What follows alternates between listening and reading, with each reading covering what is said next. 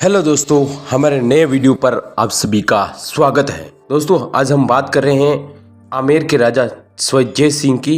उनका इतिहास के बारे में हम पढ़ेंगे। सवाई जय सिंह का जीवन परिचय। दोस्तों, मिर्जा राजा जय सिंह तो बहादुर थे ही, लेकिन सवाई जय सिंह राजा उनसे भी कई अधिक गुना होनहार और पराक्रमी राजा थे। मगर सवाई जय सिंह राजा को सभी सवाई नाम क्यों लगाते हैं, इसके बारे में पता नहीं है। किस वजह से राजा जय सिंह को सवाई जय सिंह कहा गया, इसकी जानकारी बहुत कम लोगों को ज्ञात है। कब और कैसे जय सिंह को इस खास नाम से जाने लगा, इसकी पूरी जानकारी हम आपको देने वाले हैं। जय सिंह को किसने ये नाम दिया, इसकी जानकारी भी हम आपको इस वीडियो में बताने वाले हैं। इस बहादुर और पराक्रमी राजा की पूरी कहानी इस वीडियो में आपको मिलने वाली है। तो दोस्तों, आप हमारे चैनल पर नए हो तो हमारे चैनल को सब्सक्राइब करें ताकि हर इतिहास की वीडियो आपको मिलती रहे। तो दोस्तों, चलते हैं वीडियो की ओर। दोस्तों, द्वितीय सवाई जय सिंह जयपुर का एक बहुत ही प्रसिद्ध राजा था। राजा होने के अलावा भी जय सिंह एक गणितज्ञ, खगोल वैज्ञानिक और अच्छे शहर योजनाकार थे। जंतर मंत्र और जयपुर शहर का निर्माण खुद सवाई जय सिंह ने किया था। महाराजा द्वितीय सवाई जय सिंह आमेर के राजपूत राज्य का राजा थे। मुगल का जागीरदार होने के नाते जय सिंह को सवाई पद बहाल किया गया था।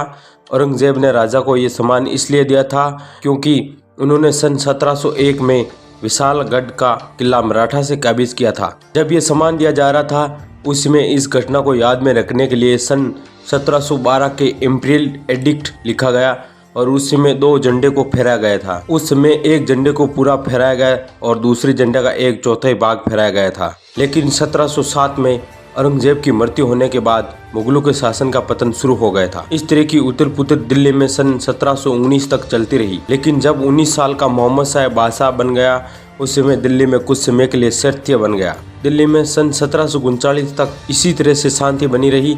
लेकिन इसी साल यानी सन 1739 में अफगान के शासक नादिर शाह ने दिल्ली पर आक्रमण करके दिल्ली को पूरी तरह से लूट लिया था और साथ ही जाते जाते दिल्ली का सिंहासन भी साथ में ले गया।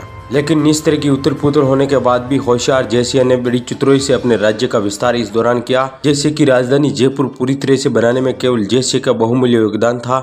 जयपुर शहर पूरी तरह से ग्रिड प्रणाली में बनाया गया था। जिस तरह से ब्रह्मांड में 9 तरह के विभाग बनाए गए, उसी तरह से इसमें 9 आयताकार जोन बनाए गए। तो साथ ही लोग अलग अलग काम करते थे, उनके लिए अलग अलग क्षेत्र इस शहर में जय सिंह ने बनवाए थे। शहर में जो बड़े और मुख्य रास्ते थे, उनकी चौड़ाई 119 फीट की गई थी और शहर के जो छोटे रास्ते थे, उन्हें 60 फीट चौड़ा किया गया था। और इस तरह के सभी रास्ते एक दूसरे को लंबवत रूप से मिलते थे। इन रास्तों को 30 फीट चौड़ाई की गलियां और 15 फीट चौड़ाई की गलियों में भी बनाया गया था। इस शहर की सभी इमारतें बहुत ही खूबसूरत बनाई गई थी और इस शहर के रास्तों के दोनों तरफ बड़े बड़े पेड़ थे, जिनकी छांव रास्तों पर गिरती थी।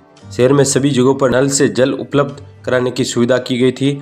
इसके अलावा भी शहर में जगह जगह पर कुएं भी बनाए गए थे। उस समय जयपुर में फ्रेंच प्रवासी लुइस रोसेल्ट और इंग्लिश बिशप बेहेबर आए थे। जब उन्होंने इस शहर को देखा तो वे सवाई जय सिंह के शहर को देखकर बहुत ही प्रभावित हो गए थे। राजा सवाई जय सिंह को खगोल विज्ञान में भी बहुत ही रुचि थी।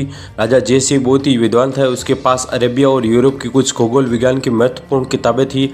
इन किताबों में जॉन फ्लामिस्टी दी हिस्टोरिया कोलेक्सिस्ट ब्रिटानिका, पोर्तुगीज प्रेडेलाहायर की टाबुला एस्ट्रोनॉमिका, तुर्किश खगोल वैज्ञानिक उलुगबेग की चीज उलुगबेगी और ग्रीक टोलोमी की अल्मागेस्ट की सभी किताबें राजा जय सिंह के संग्रह में थी।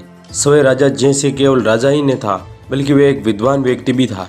राजा जय सिंह जैसे राजा बहुत कम देखने को मिलते हैं। इस राजा की तरह दूसरा कोई राजा हो नहीं सकता, क्योंकि इस राजा ने जो काम करके दिखाया था, उस तरह का काम इतिहास में किसी और राजा ने कभी नहीं किया था। ये एक ऐसा राजा है जिसने खुद अपनी राजधानी का शहर बनाया था। जिस तरह से राजा ने शहर की योजना की थी, इसमें किसी भी बात की कमी नहीं थी।